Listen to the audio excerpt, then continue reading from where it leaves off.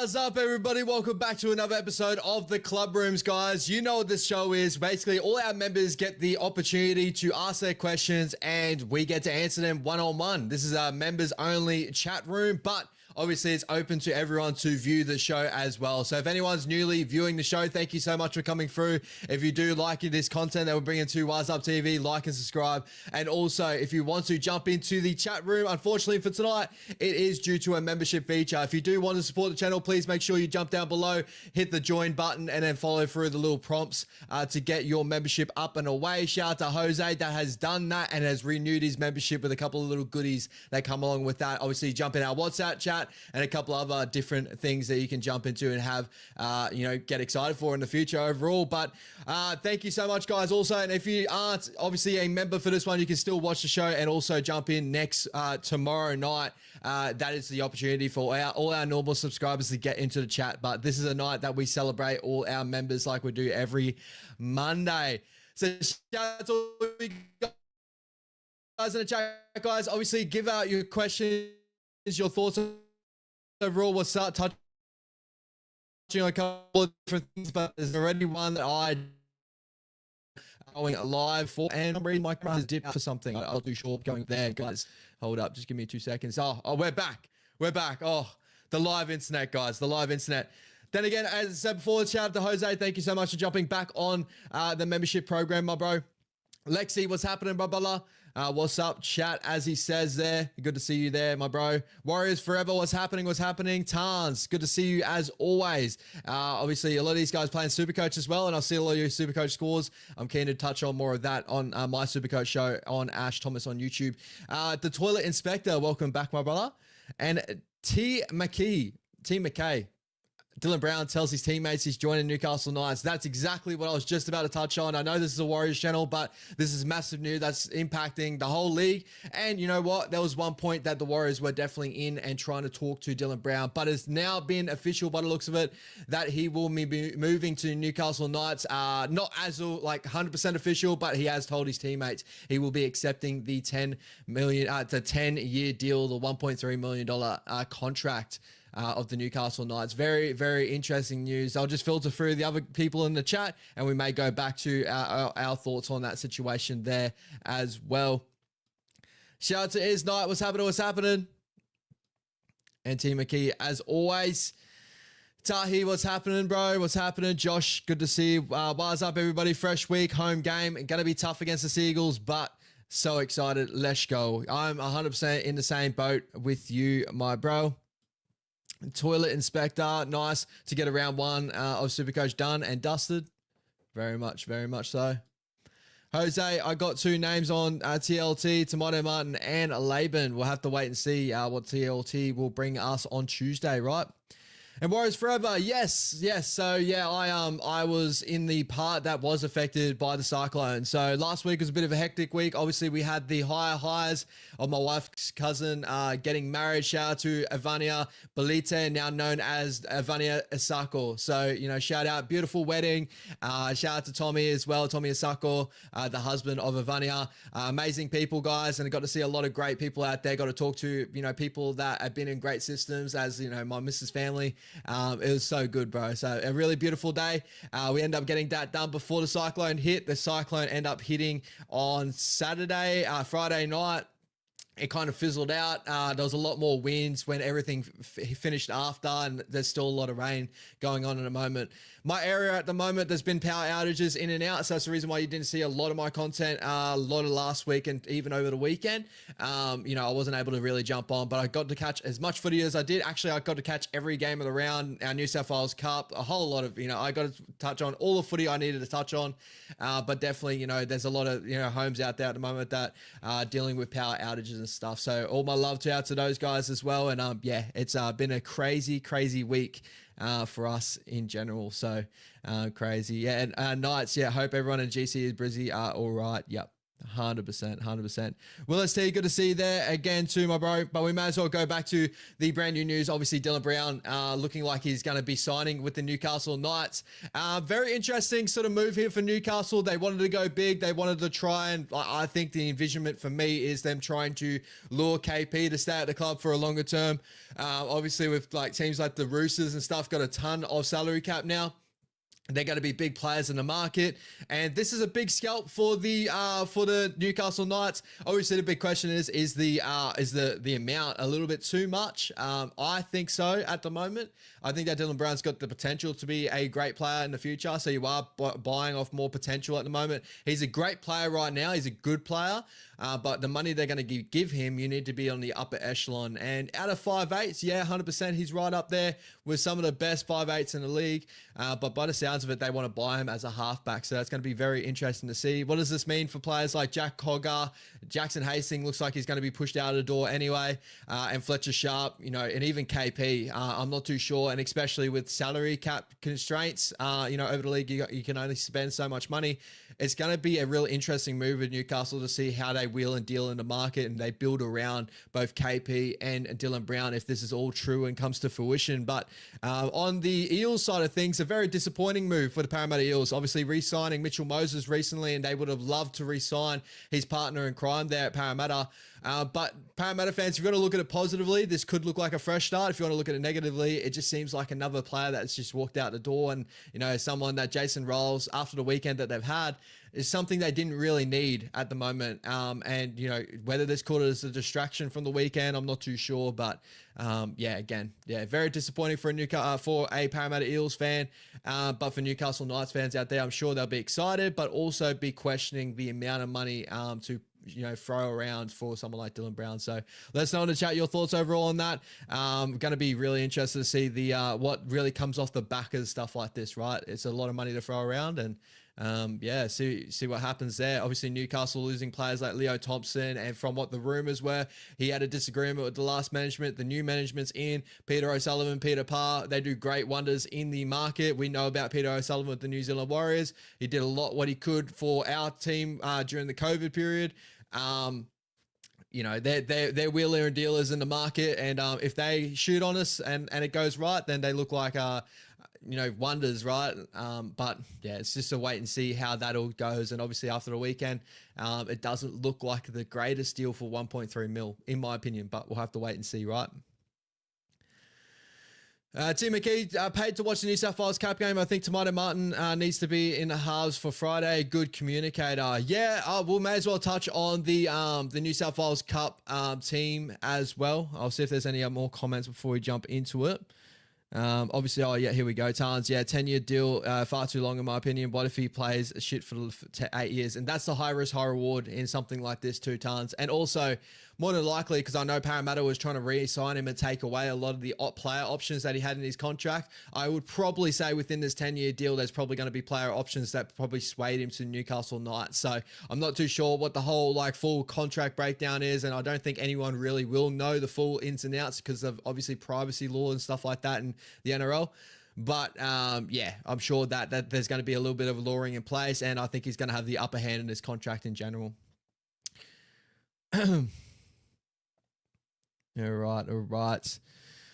All right, leaving that in there. So obviously, yeah, crazy weekend for the New Zealand Warriors. We had our Harold Matts team. We had our SG Ball side.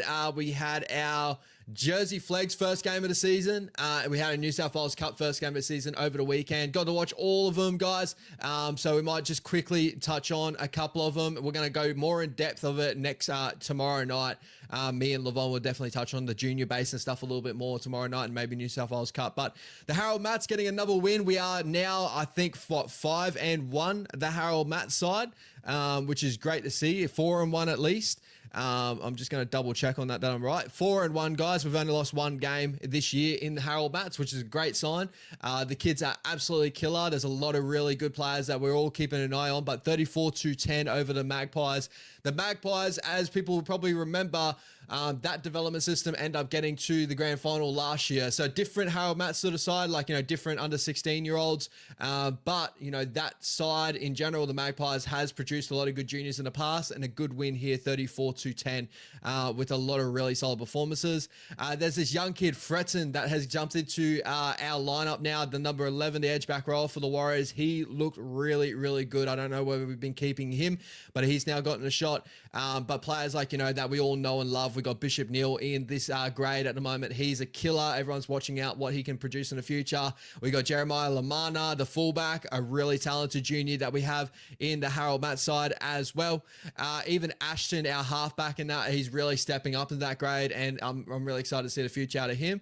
And even a player like Lucien McGilley, the front row that we have in New South Wales Cup, playing really, really good. The last two I want to touch on, Tyson Hanson, the captain, has been a leader from the front for our Harold Matts side since the start of the year. He's a really good talent to hold on to for the future. I'm waiting to see what he can produce into. He has the ability to play 6 edge back row in the middle. He's good defensively. He's got good ball playing, but he's got really good leadership qualities for the future. And I think TJ Ashford has really knocked it out of the park with this side at the moment and how they're running. He's a really good head coach there in the Harold Matts side. And Ronan Byford, the number 13 that we have in the New Zealand Warriors, has quickly become one of my favorite players to watch in Harold Matts at the moment. So he's definitely a guy that I'm continuing to watch out for, to see what he can come through, later on. He's got that like little feel of what I saw out of Tanner Stowers Smith maybe earlier on in his career in SG Ball. I saw Tanner when I first saw Tanner.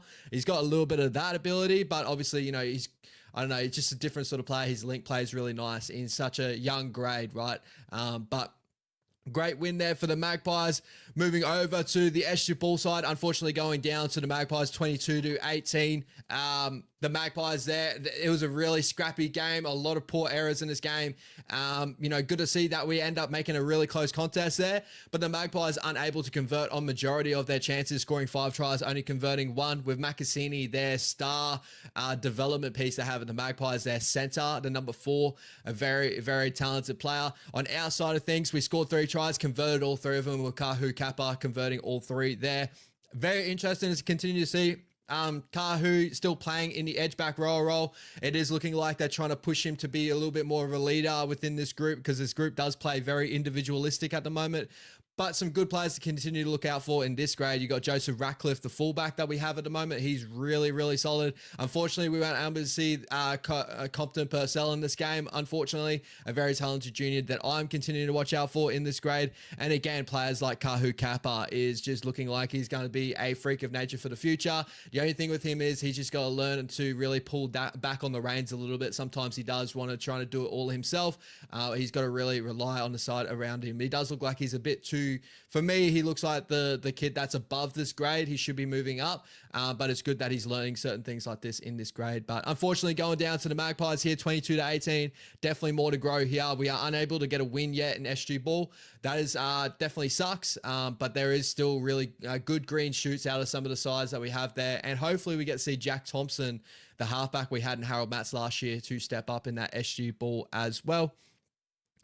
Moving over, guys, and I will jump over to the chat and get your thoughts and any questions that you guys have to finish it out. And I just want to give you some updates of what happened over the weekend.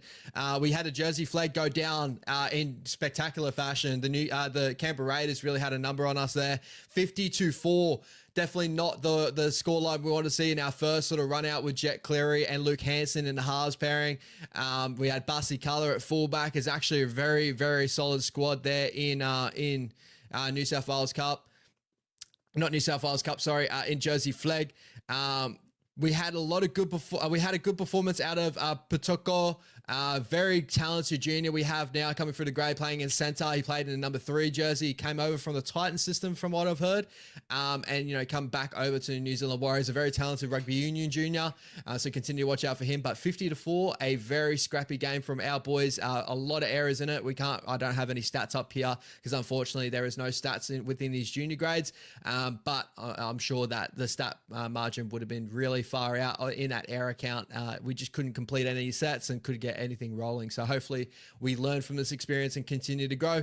And lastly, but not least, it's obviously the team closest to our first grade squad. We had a New South Wales Cup team beat a very strong Canberra Raiders side over the weekend, 18-16 in a really strong contest. It was back and forth for a New South Wales Cup game and actually fairly strong, outing overall from the side that we have there. Tanner Boyd and Tevaga Martin obviously showing out with a lot of good moments in this game.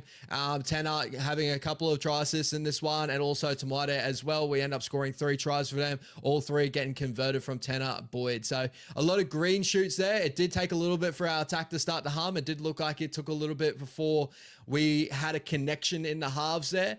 It did look like we were trying to push the ball too much to Tevaga Martin, but it looked like it was good to see that Tevaga was talking really, really loud out there. He had really good direction. And in the second half, that's when Tanner started to step up and he started to find his voice. And that's what we want to see when we see these kids go play in New South Wales Cup. I think the big storyline out of this one, Rocco Berry returns. He did a 40-minute stint in this game. Did look like he was a touch, like he was blowing out the cobwebs, but did a lot of the good stuff that Rocco Berry does. Unbelievable kick chase as usual. I'm sure that he just only benefits from the minutes that he had here. Maybe wouldn't be surprised if we do see him next week with the 40-minute stint in New South Wales Cup this week. But we'll have to wait and see. He is looking a little bit underdone, so maybe they'll run him out one more week in New South Wales Cup. But I'm sure if he gets a call up for first grade, I'm sure he's going to do a number up there, as we all need. All the big names that we had there in New South Wales Cup, they played really good games there. Samuel Healey, he's still very raw, but playing really good attacking football. Tom Ale looks incredible at the moment. Bunty Afoa, both boys are looking fit and firing. Jacob Laban had an incredible game for me. I thought that he was damaging every time he touched the ball, and it was great to see us turn him back under the ruck. It was probably some of the best edge back roller play we've seen, especially this year in the New Zealand Warriors organization, right? So very, very good to see, and hopefully they get more minutes there. Tanner Stowell-Smith played a decent game, in my opinion, in this one. I really did enjoy that. A player that I'm continuing to watch out for to hopefully jump into a first grade squad in later on, a couple of years down the track. He's definitely got that potential. And Toby Crosby had a really good little stint off the bench as well that I thought he was really, really strong. Just add that with Freddie Lussick. Players that didn't have the greatest game. Kalani Going probably was a little bit rusty out there, but he'll play a lot better from the minutes that he had out there. And Moala Graham Talfa looking as damaging as usual. So that's the summary of the weekend, guys. Again, we'll try and go more in depth tomorrow night, but I just wanted to give you the summary before I jump over to the chat with you guys. If you got any questions on any of those sides, while you can, all our members out there, shoot away. So is the night, I know where, so I'm guessing that don't know where to watch the New South Wales Cup game in NZ. So unfortunately, everything is locked behind Bar TV Sports, is what Lexi has put up. So if you look up bartvsports.com, I think .com.au, they have all New South Wales Cup games at the moment with the new partnership with New South Wales Cup. So very good to see, because obviously the worry when it was at New South Wales Rugby League, it was under that website. There was only a couple of games a week, and it was just like, it was really tough to see consistent, Warriors football in our New South Wales Cup, unless we played either before a game on, cable TV, as you would know over in New Zealand, or sometimes there'll be a one-off game on New South Wales rugbyleague.com. So very, very interesting. But jump over there, subscribe. It is a subscription based program too. So just so you know that in the future. Tim McKee, 50-4, oh dear. Yeah, not a good start to our Jersey Flegg side. It did look like we got monstered in that game, but also very poor errors. There wasn't anything that we can really build off the back of, and hopefully they learn a little bit of their lessons, but 50-4 is a really poor start in our Flegg side, especially having players that we're very excited for with Jet Cleary and that. Jet looks like it's going to take a little bit of time for settle in New Zealand by the looks of it. But just got to allow him to have time. He's obviously got a massive name and a massive hype at the moment. And like, hopefully he ends up growing for moments like this, right? Team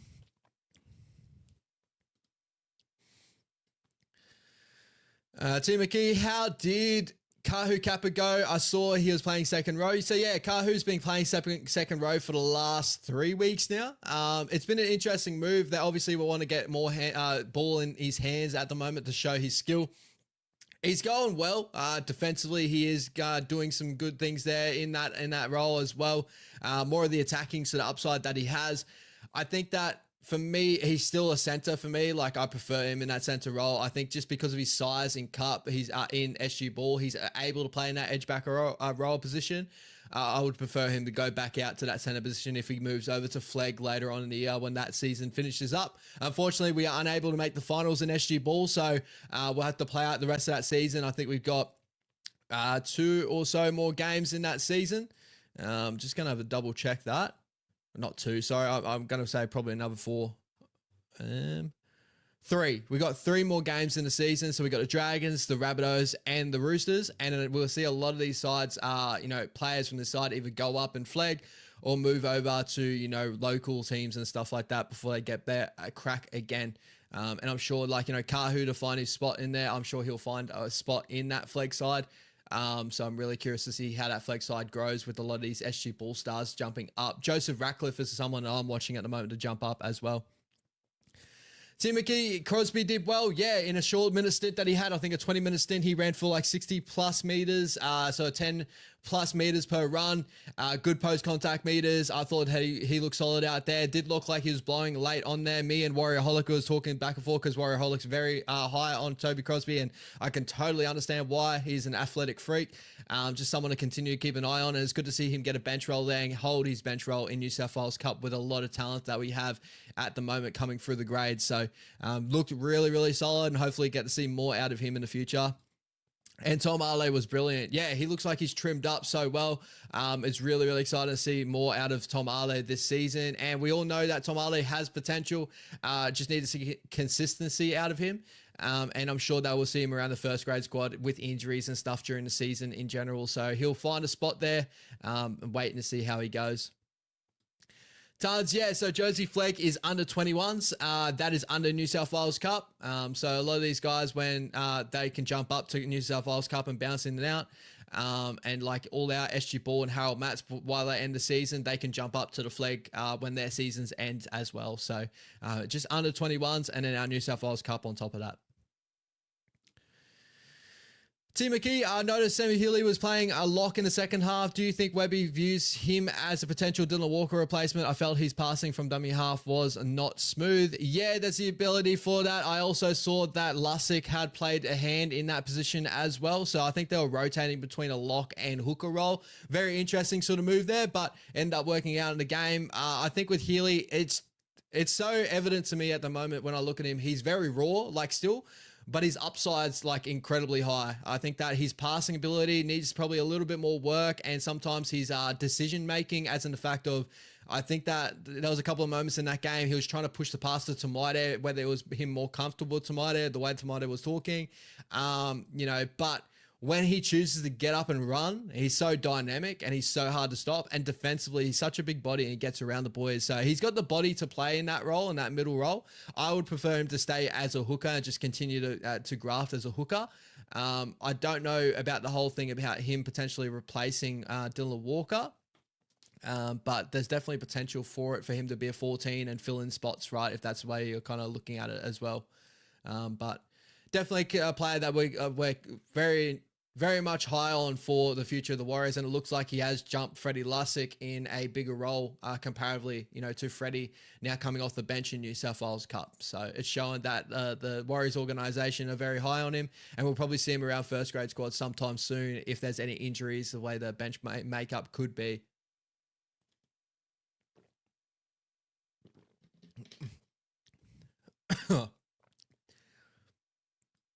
T McKee, I just want to jump back on this one. I did touch on this. I did see this one. I wonder if KP is gonna. So sorry, guys. I wonder if KP is gonna try and make the All Blacks. There was actually rumor to this. I saw that there was a rumor. Can't remember the YouTube channel on that, and I'm really sorry I can't remember it because I watched the interview. But there was a rumor going around that KP wanted to go play for the Hurricanes in Super Rugby. So. Don't know how true that is, but there's definitely an opportunity there. Is he good enough for the All Blacks? I'm not too sure. Like, he obviously was a rugby freaking phenom coming through school. Obviously, everyone would have seen the highlights and stuff of him and Churchy and that. Like, the kids, he's an absolute superstar. I can't even call him a kid anymore. What he's like, he's got to be at like 26, 27, something like that. But, yeah, can he make the All Blacks? It's a tough squad to make, but does he have the ability to be a really good Super Rugby player or rugby union player? I believe so. So definitely have to wait and see how that goes. Lexi, oh yeah, I've seen that doing something for Tohu on Friday. Yeah, exactly. Did want to touch on this. Obviously, guys, I'm just going back on the chat as well. So this was obviously posted up a little bit earlier. Lexi, thank you so much for jumping in, bro. So yeah, the New Zealand Warriors are having a little celebration of Tohu Harris before the round 2 game against the Manly Seagulls over in Auckland. So very, very excited to see what we do there for Tohu. Obviously, everyone knowing Tohu Harris, he's not really the big celebration sort of guy, doesn't want it all about him, but it's so good for a club that we have, and this is what we kind of do well. In our eyes, I think that we're a really good club, as in the fact of how much we celebrate players' careers, and when people retire, we really give them so much, especially social media wise, stuff like that. So hopefully everyone can get out there, watch our Warriors boys, hopefully come away with a really tough contest there against the Seagulls, and celebrate Tohu's career. I think that'll be really great to see. So guys, jump into the chat. Make sure you give us some questions, any thoughts overall of things that you have worried about. If there's any questions on starting lineup you're worried about coming to this week. But yeah, very curious to see what your thoughts are in the chat.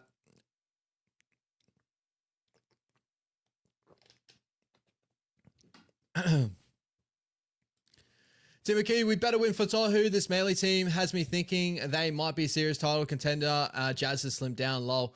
Jazz to me just looks like Jazz is what he is. Like, Jazz is just a ball of energy. He's going to play the way he is. So he's always going to be a player that's is always going to be in the contest, whether he has errors in him or not. That's just Jazz Tevaga. That's just how he plays football. But defensively, he's just so hardy. And, it's good to see him, obviously, playing good football there. But yeah, hopefully we can actually have, for me, I want to put it as, hopefully we put out a really good effort out there against Manly, because it's going to be a tough side to beat. I predicted before this game, before the season, that this was one of the games where I was like, I think we lose this game into the season. It looks like right now it should be a game that we should be coming into and really putting... we're hoping to come in on the front foot and really take Manly by storm at home, but we'll have to wait and see how we really turn up, because you're right, like Manly, the way they looked over the weekend, very, very strong. They pretty much look like Manly of last year. Maybe they could have got better. We're waiting to see how that is, because obviously we want to see the consistency and the track record of Manly this year to really make a judgment. But any team that has Tom Trbojevic fit and healthy, ready to go, is going to be a team that's going to be hard to beat, especially with DCE. So very, very curious to see what the boys have for us in store. Did see Fisher Harris's interview coming out and said this is going to feel like his real debut for the Warriors, being back at home in New Zealand. So curious to see if we're going to cook up a storm there in the middle, because that's the best way we can probably beat the Manly Seagulls, as a hope to try to make them attack from their own end, which they do have the ability to do so, but that can cause errors and we can get good field position off the back of that. So I'm hoping that could be the way we attack this game, really shut down their middle forwards, which I think we have the ability to do so. The only man that's really worrying me there in that forward pack impact for me in general is Ola Kawatu, because he looks like he's going to be on one in this season. He is looking fit, ready, and firing, ready to go. So Metcalf better be ready to go. I'm pretty sure, no, it's not Metcalf's side. He'll be on Chanel's side, more than likely, if Chanel's the 6th this week. So Chanel's got to get his shoulders ready. If there's any 6 in a competition that I think can be up for the contest of Ola Kawatu, it'd probably be Chanel Harris-Tavita. So hopefully that should be a great little contest there this weekend. So hopefully the boys go out there and just have a good performance. You know, win, lose, or draw. I want to see a good performance. I want to see a bounce back from last week, and I want to see something that we can see positivity from and where we continue to grow from, because I think we all agree this is a growing season. I'm positive to think that we can make a top 8 roll, like sitting right on that 8 spot. But more than likely, this is going to be an up and down year for us, and we're going to have to learn from this season with the new halves pairing, you know, a new halfback, little bits and pieces like new players in the different positions. I think we got ability to really make a charge for a top 8 role, but if we play to our full potential, so that's going to take a little bit to get to that, right? Shit, man, I was not looking forward to the game, but every time I think we're going to lose, we end up winning. That's the whole thing too, is every time, hopefully, coming into this one, getting embarrassed on the world stage, hopefully the mentality is a little bit different and we go out there, we really want to shock the world right now. So that's the big hope, but it's going to be a tough test. As I said before, Manly is a tough test on their best day. Luckily, we aren't playing Manly at 4 Pines, because they are a complete different monster at 4 Pines. And I think with just the supporter base that they have there is crazy. We had to bring them to New Zealand, and just hopefully, yeah, we can really hold it with them, and hopefully come away with the chockies at the end of the day. It's going to be tough, a really tough outing. I really do, I believe, but I'm sure the boys will be up for it for Tohu's tribute game. Willis T, anytime we do a tribute game, we shit the bed. I'm trying to think of the last tribute game we actually did. We had a big moments game of, like, you know, Sean Johnson's last game of the season. We beat the Sharkies they were the top 4 side at the end of last year, and they had a lot of things go away in that contest. Trying to think the last contest that we did a tribute game in general. I remember in 2023, but then again, 2023, the season that we had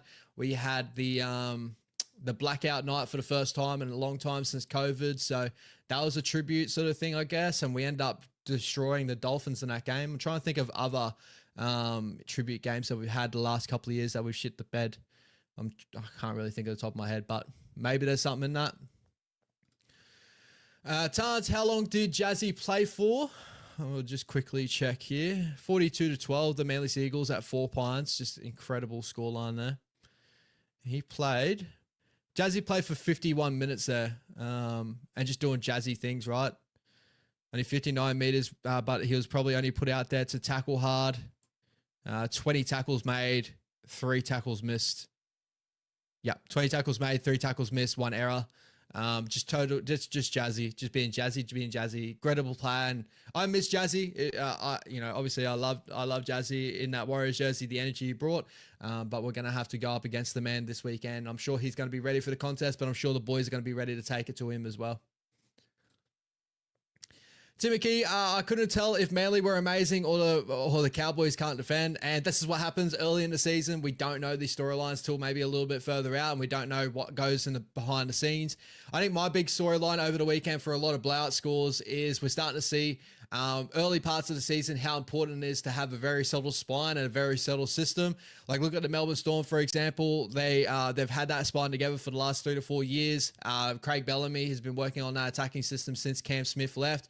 And they have no fighters, no one fighting for those jerseys. Like, it's Cam Munster, it is, Harry Grant, it is Jerome Hughes, and it's Ryan Papenhuyzen. When you know that and you run for a full preseason with just those guys and no one's taking the jerseys off them, they could really train to the full potential and, flush out a lot of their attacking sets. And they always start the season so well. On the opposite end of the scale, we had the Parramatta Eels over the weekend, a brand new head coach, a brand new defensive system, a brand new attacking system, and it looks like it's going to take them a little bit of time. And obviously right now coming out the news that Dylan Brown is moving on, whether that happened before or after this game, him telling his teammates, could have been a little bit of distractions, but Melbourne are always going to be incredible round one. So there's a lot of that, right? I think Manly, after last year that they had a great attacking system. The only thing with Manly is we've seen inconsistencies out of the last how many years for them.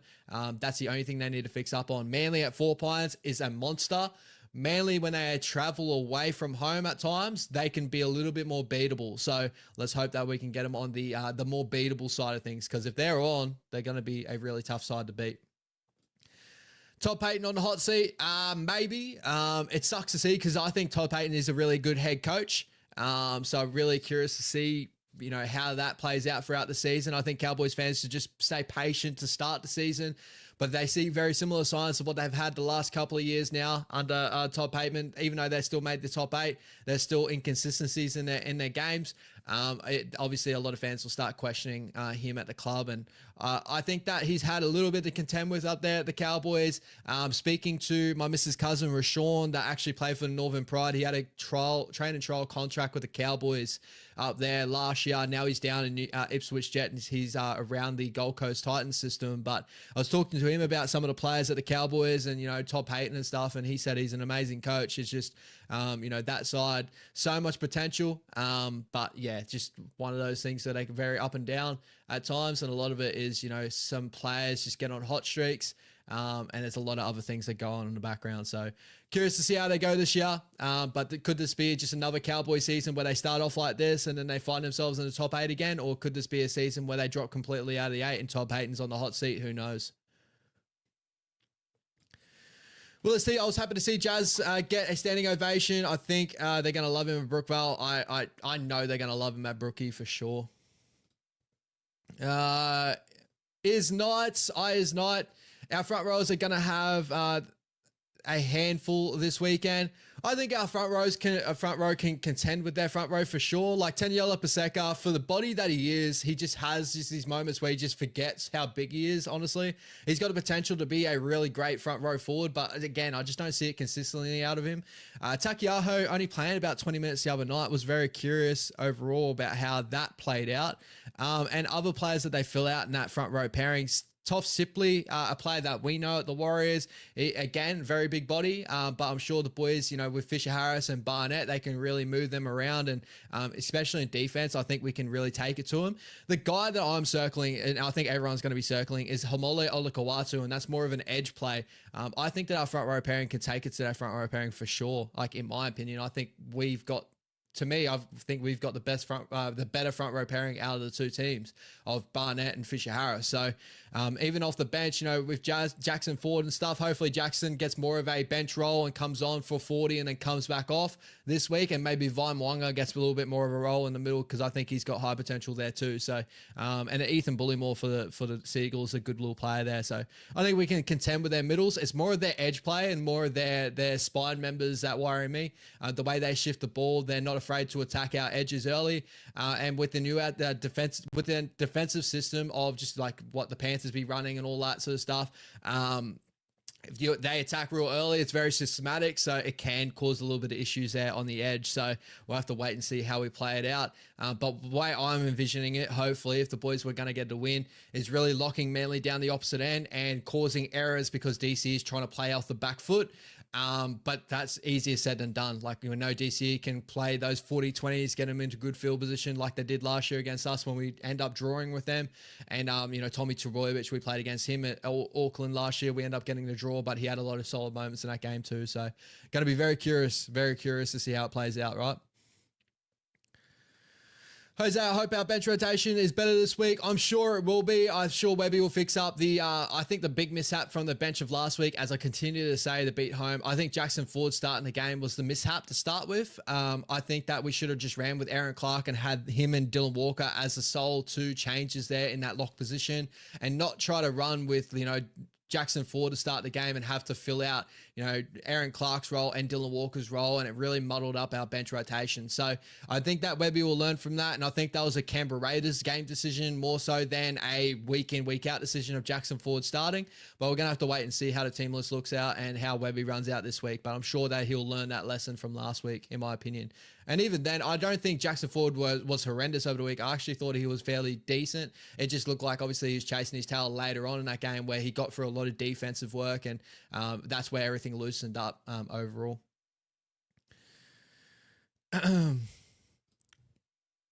Timothy, a bench of Walker, Vai Mwanga, Halasima, and Ale, in my opinion. Yeah, I think Jackson Ford will still hold a bench role there over Ale. But if there's anyone to jump up from Cup, Ale and Ofoa both look really, really strong to where they can fill out that role. I probably would sway the way of Ale and be more younger. But, I like that bench in general if we do run that way. I just think that, at the moment, I think Jackson Ford will take maybe another week of looking to see where he's really at before we'll end up cutting him. I know everyone's got the worry of whether Webby can cut people and this and that, but he did it last year where he dropped Kate Well to the bench. He dropped Jackson Ford out of the lineup.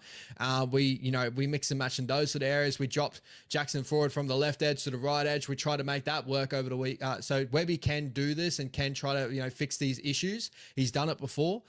So I'm just waiting to see where he can really settle and see who's going to step up and who's going to take these bench roles overall. Do we put Barnett in the second row? I don't think we want both Barnett and Fisher Harris off the field at the same time. I don't care if they're off the field at the same time. In my opinion, I think that the way we should be running out is the first 20 to 25 that both these boys are going to leave it out in the field to start the game. And I think we could do enough in the middle period with Jackson Ford and Vaimawanga, and even we're going to bring on Dylan Walker in that period, and maybe Aaron Clark within a rotational piece there. I think we can do enough of that and then hold in before the last 25 and push out, Barnett and Fisher Harris. I think that's just going to be the rotation. The Panthers used to do it, obviously, with Fisher Harris and Leota. Barnett has the ability to play longer minutes, but again, I think we want to show this year that we can be a bit more balanced and a lot of players can step up in those periods. And the only way to do that is to give them opportunities to do so. So I don't think so. Push him in the second row. I think we should run with a very settled lineup. Run with the boys that we had last week, and hopefully they fixed up the issues of the week before, right? And then, just see how it all bodes well. I'm sure that just having Barnett and Fish together and prop will do us a lot better than having Barnett push to an edge, for me, in my opinion.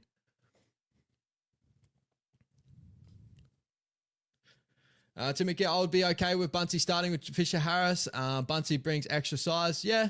I just like the mobility of both Barnett and Fisher Harris in the middle defensively too. We didn't get to see a lot of it over the Canberra Raiders over the weekend, but what both those boys do so well. And if you listen to players like Bully Mason, he's very high on it in defensive systems and good defensive systems, is how those, bodies move from the inside and really attack the inside of the halves and, cut down time.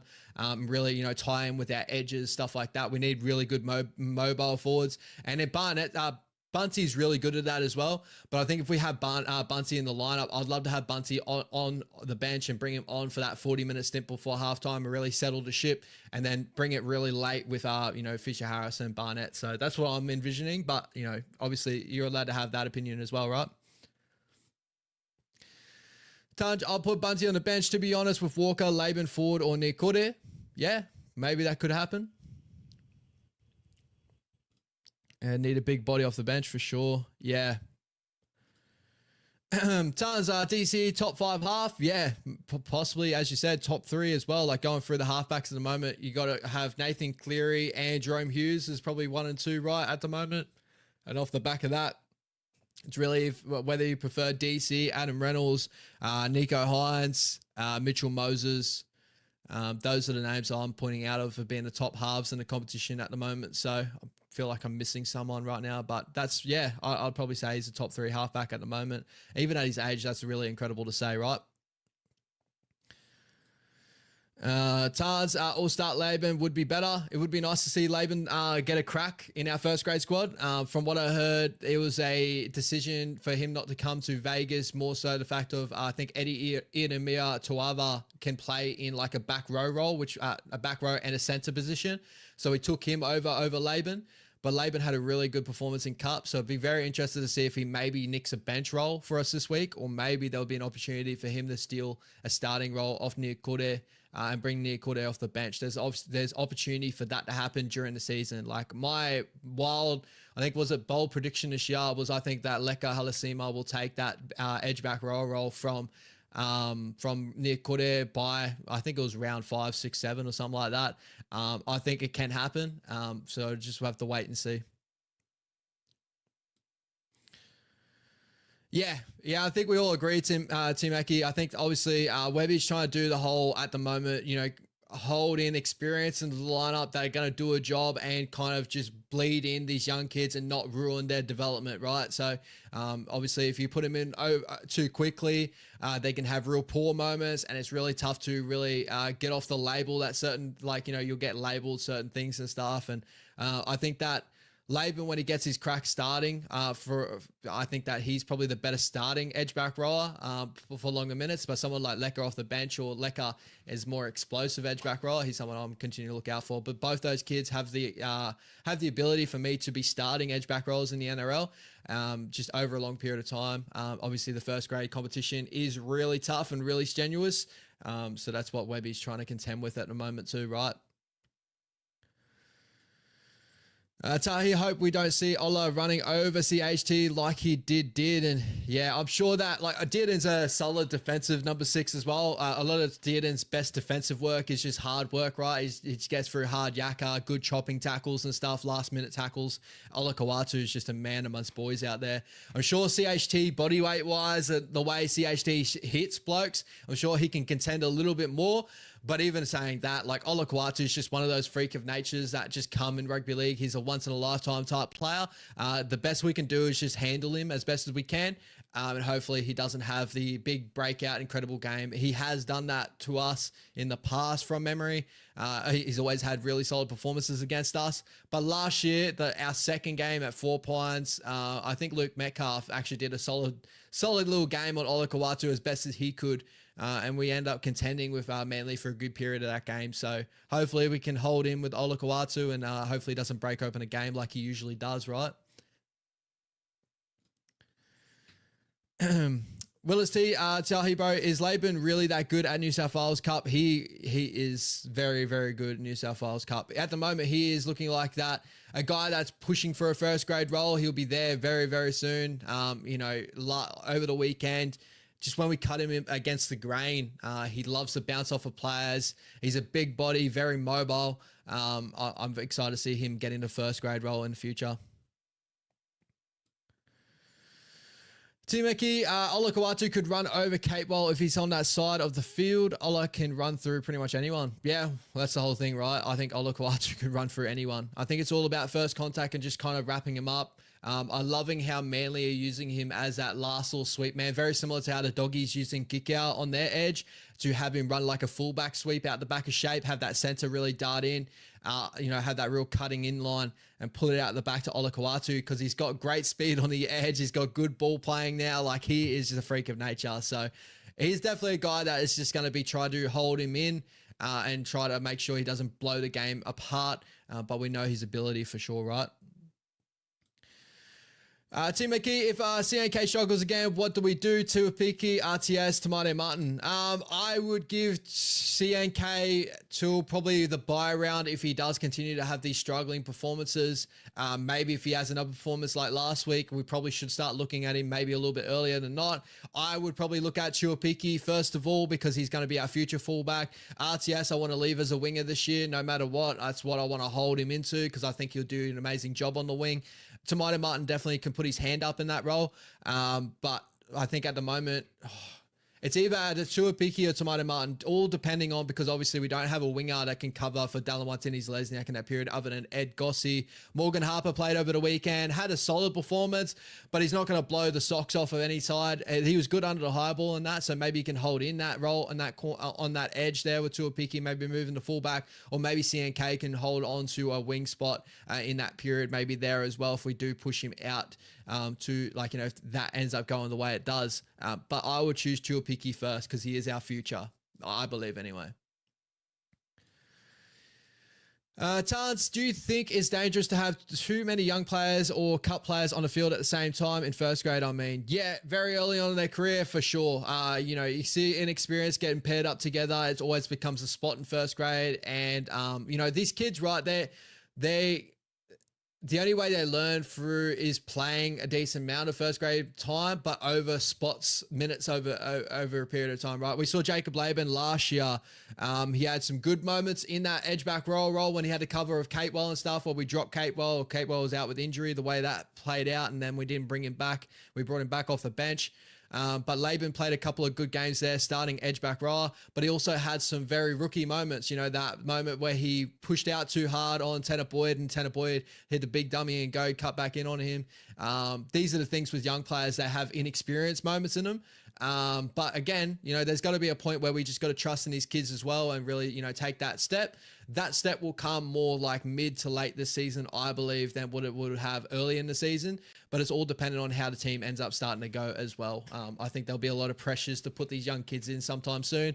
And I hope Wavy kind of holds his nerve a little bit and just kind of just eases them into first grade, because I want to protect these juniors as best as we can, because they are cream of the crop type juniors in general. I don't want to ruin their development just because fans want to see them week in, week out and be the starters that they are. It can hurt kids' developments getting them in too early. And people got to remember, like Lecker's like 19 years old. Like he is young. I'm pretty sure he's like 19, 20. He's only just come out of like, he played SG ball 2 years ago. Like, you know, these kids are young, like they're young. But I'm sure that when they take their opportunity, they get into a big spot, I'm sure they're going to kill it. Eyes Knights, Laban at the All-Star game was bloody great. Yeah, he was incredible in that game. He definitely stepped up, and again, like he's one of our talented juniors we have coming through, and we're definitely going to see him in the future for sure. It's just going to have to take a little bit of time before we see them consistently, right? Tans, speaking of the Dogs, what about Satili? Satili was absolutely amazing and a really good signing for the Doggies. I think with the Doggies of last year, we saw that they were such a good battling outfit, but they needed something off the bench to really turn contests and turn momentum or just blow out a game. And I think that's what Satili did off the bench over the weekend. I still think the Doggies, to get to a premiership contending level, they still need a couple of pieces, or they need a couple of pieces to develop into some areas of their game. But I think that the signing of Satili Tupanua holds them better for this season to continue to hold their form from last year, to hold a top 8 role, because just he's damaging ball running off the bench, and his line running in the middle of, obviously previously playing edge back rower. When you have someone like that playing from the middle, and he's got good late footwork, he can change his lines real late. We saw over the weekend the Dragons were really struggling with him. So I think that the Doggies have really hit the nail on the head with Satili, and a really good signing for him in the future. Tim McKee, which team were you most impressed with this weekend? Melbourne. Like Melbourne, they just look like they're just going to continue doing what they're doing. But any other sides there, I thought obviously Manly were incredible, but I think the Broncos just looked really, really solid. Like, Madge is someone that when I saw him sign for the Broncos, I've always kind of questioned Kevy's game plan as a whole. Like, I think Kevy's a good coach. It's in the fact that he gets players up and playing football. But when he doesn't have those superstars in his lineup, you can see where the game plan probably falls apart with Kevy Walters, where I think with Madge, the Broncos ended up completing at 84% in that game the other night. They were defending really strong. They were on the front foot defensively. You can see the system is really helping the Broncos to hold consistency in their game. And if they continue to have that intensity week in, week out, they're going to be really, really hard to beat. I think the difference is what we're going to watch as well is we don't know where the Roosters are really sitting this season. So could that be just a game where they blew the Roosters out of the park? The Roosters, they're dealing with spine issues to start the season with most of their spine out. They've had a lot of good players pull out. They've still got a good side there. So that kind of bodes well for Broncos fan to be really excited for the season. But I think we've got to all understand too, it is round one. A lot of these sides that are coming into the season are learning. They've got new spines, new head coaches, new defensive systems, stuff like that. So some sides will take a little bit of time before they wind up and have a season like the Dogs last year. Like the Dogs, they got beat in the first couple of games of the season. The Parramatta Eels beat them 28-4, 26-4 in the first game of the season. So, and then they still made the top 8. So there's still ability for a lot of these sides to pick up the pieces. But obviously getting beat by 50, a couple of these sides here doesn't bode well. And even our Warriors boys getting beat, 30-8 at Vegas just doesn't look the greatest to start the season. But this is the whole thing. We got to learn from these experiences, and hopefully it galvanizes the squad, and we end up learning from them in the future. Tahi, bro, who is Bay linked to? I'm sure the West Tigers. He's linked to the West Tigers for sure. Any other sides that I probably think would be looking at him, like the Sydney Roosters have got money, but I don't think they have a position for him in a way unless they've put him into a centre role. But I think that's been obviously Mark Nwanga Tisawase and also Robert Toya. They've got those roles. Billy Smith's there. So I don't really see a position for him there, but they have the money to do it. I'm trying to think. A lot of sides got their top 30 squad pretty locked down. Other than the Tigers now with Justin Olam's medical retirement, whatever's happening there, they could use the money, get Taylor May and pair him up with his brother, Terrell May, who's been heavily, he's come out in the media multiple different times saying that he wants to play with his brothers. So I think that's more than likely going to happen, right? Tim McKay, besides Manly, the Bunnies were good with that new young halfback Humphreys. Yeah, the Bunnies were good as in the fact of in the way, like the amount of injuries they come into the season, they had to pick up the pieces. Wayne Bennett, obviously against his older side. I did think the Dolphins had a lot of errors in that game overall, and they weren't really able to show their full potential as well. Again, it's just early round football. Both sides scoring 3 tries apiece. Conversions really brought it home for him. Obviously, Jermaine Asako trying to convert from the wing. Poor Junior Tupou had a couple of really poor errors in that game late on. But I thought both sides, in the future, they'll grow a little bit better. And I think the Rabbitohs would just be competitive no matter what with Wayne Bennett at the helm, right? His night match is perfect for them. Yeah, 100%. And guys, I've probably got a couple of minutes left before I jump off. So put in your last little questions and stuff you want to let me know before I round off into the sunset. Tim McKay, Madge will probably train them into the grounds to still think the Broncos need Reynolds to stay healthy if they want to play that style of football.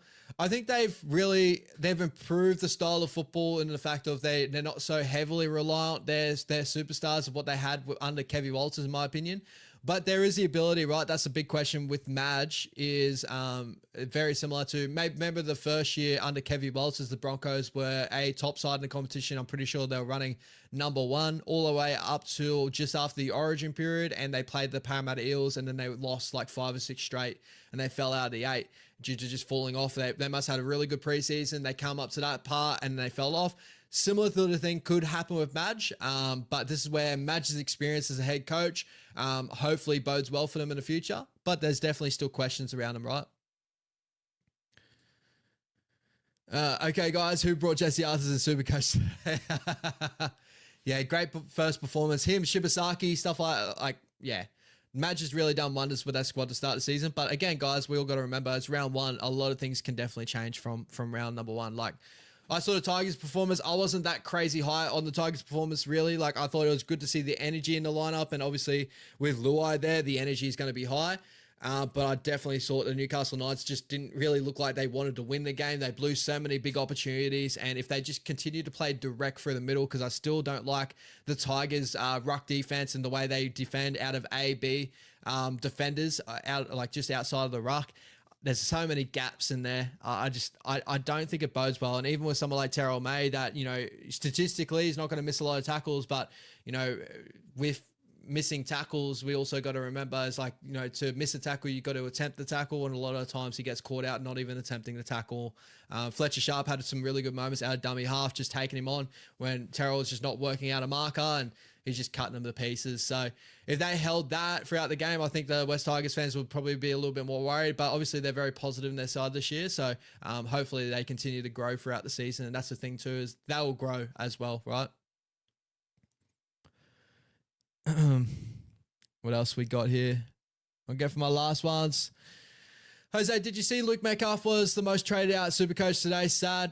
Yeah, I can imagine that is the case. Like, I've got a spotlight on Luke Metcalf in my side for Supercoach. Like, I think that he could be a good 7 in rugby league, but for Supercoach, he has the ability there. I'm going to wait for him for a couple of weeks before I look at trading. I'm very similar to my thoughts in rugby league is very similar to my thoughts to Supercoach. I wait for a little bit before I make a really a decision in that sort of sense. I got to see a couple of games and like form wise where they kind of sit and why they have up and down form, this and that, or why they had performances the way they do before I actually trade them out. But definitely a guy that I'm spotlighting that looked like after the first game, I'm kind of like, ooh, maybe there's too much of a flaw there for me to have him there in my Supercoach side. But who knows? Maybe he can lift that in the next couple of weeks. We'll have to wait and see, right? But for me, guys, any tips for Supercoach? My biggest tip overall is don't rage trade. Don't go crazy trading your side out right now unless you got really big problems in your side. Like, you know, at the moment, if there's a couple of players that you're looking at that didn't go so well and you're looking at other players that went so well, maybe think that maybe they had a soft track that week. There's a lot of variables into it. Allow a couple of weeks of, like, you know, just watching the game and seeing how they're playing, you know, seeing their mentality, seeing the positions they're getting into before you're going to make those trades off of, you know, don't just make it off of 1 week sample size. You know, again, very similar to what I say with New Zealand Warriors after the week we had with the Raiders. Like, don't go crazy and wanting chopping and changing after 1 week. Allow a couple of weeks before we see the problems of the side. It's still like, as a new spine, there's issues there that look similar to last year, but we got to remember we got a new halfback. You know, Chanel's a new 6 there to pair with Luke Metcalf. We haven't got Tohu Harrison 13 anymore. There's a lot of chopping and changing there. So, and we had a spine last year that was chopped and changed left, right, and center. So take time in Supercoach before you make the moves. Take time in rugby league before you really want to chop and change players. That's my biggest thing. Shout out to Killer Mozilla. Thank you so much for the 6 months membership, my brother. What's good? Chat, what's happening, Killer? Good to see you in there. Guys, I'm very, very sorry. This is going to be the last of me tonight. But thank you so much for all jumping on. 59 minutes, almost at 60 minutes, the 1 hour mark. So thank you so much, guys. Any more chat we've got here? A lot of Supercoach chat. It's so good to see the Supercoach League going well. Guys, also, if you are a member of Wise Up TV, there's still an open Supercoach League that we have at the moment. I'll have to get that chucked up into the chat or something like that. I'll chuck it all up, but you end up getting that if you become a member. You get to join our league, our open league. So if you do play Supercoach, you're not in that league just yet, Levon can send you the numbers straight away. And also, jump into our WhatsApp chat. There is so much good chat there in the WhatsApp chat. I'm sure, like Tans, Tahi, Jose, you know, Lexi, like everyone would love to have you guys in there. So if you do become a member, jump into our WhatsApp chat and have a chat with all of us. And lastly, Tans, good to see you. So you get 3 trades a week. Well, that's how much I made today. Good to see you, Tans. Definitely continue to watch out for me and Brody. Will be on Thursday night on my channel. If you want to talk Supercoach as well, we'll be touching on any of our thoughts and trades. Not big trade week for me and Brody by the looks of it, but things could definitely change with the team list Tuesday coming up tomorrow night. But again, guys, thank you so much for the show. Thank you so much for the members that have signed up in the show as well. Jose and also Killer Mozilla with the 6 months late there. Beautiful job. Thank you so much, my brother. I really do appreciate your hard-earned money there as well, guys. We're not trying to pressure anyone into this, but we also do appreciate all the support you guys give to the channel. And hopefully we do bring the content that allows you to feel like your money is well worth paid for in that sort of area as well. Thank you so much, guys, as always. Make sure you tune in tomorrow night. We got All You Can Eat Warriors. Me and Levon will be touching on the team list, our thoughts overall on the week up and coming against the Manly Seagulls. It's going to be a very tough sort of look coming into this week, but let's get excited for the challenge and hopefully the Warriors can really step up to the plate there. And thank you so much again for all you guys in the chat. You all are incredible. All the normal names that we have members on Wise Up TV, you all are absolutely incredible. And guys, if you're not a member right now, don't feel like you have to be pressured to a membership program. Make sure you like and subscribe. That is free to do if you want to like and subscribe, if you enjoy the content of the channel, and also continue to watch some of our videos for the future. Thank you so much, guys. Have a great week. I'll see you tomorrow night. Take it easy. Peace out. Up the Wise, baby. Up the Wise.